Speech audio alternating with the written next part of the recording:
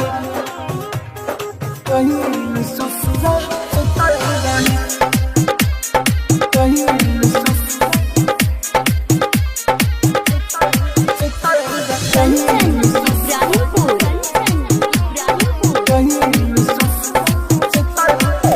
तोहर आइल बाराते हमें भूखल रही तोहर आइल बाराते हमें भूखल रही तू गईल ससुरा हम सुतल रही गईल ससुरा भोरा में हम सुतल रही पता चलल तोहर इरादा हो दिल शीशा के जैसे टूटल रही तू गईल ससुरा हम सुतल रही गईल ससुरा भोरा में हम सुतल रही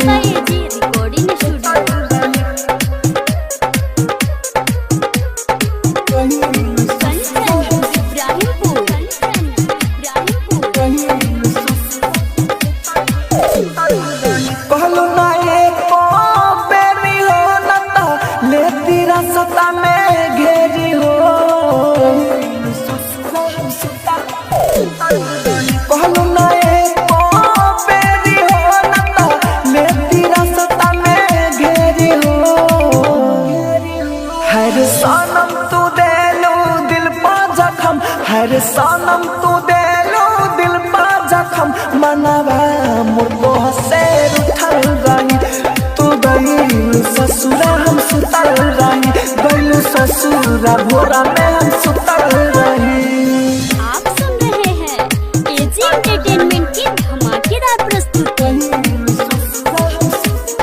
कंचन इब्राहिमपुर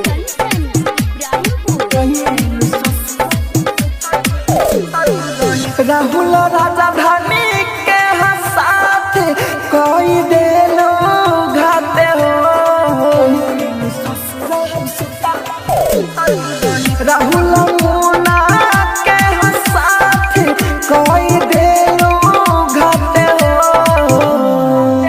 दिमागी देवेंदार गम में रम दिमागी देवेंदार गम में रम पिए लाया जैसे जुटल रही